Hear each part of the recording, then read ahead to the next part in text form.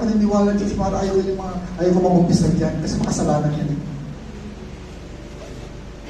I-differentiate natin, ihiwalay natin yung kanyang holiness sa grace na dapat natatanggap natin sa na nanggagaling sa ating Panginoon.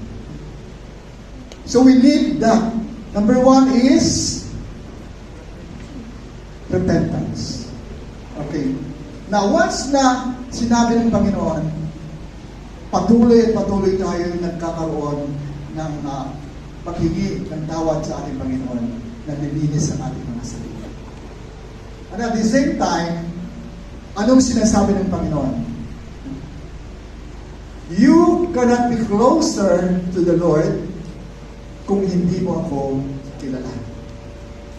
Sino rito nakakakilala kay Lord? Pakitaas ang kamay.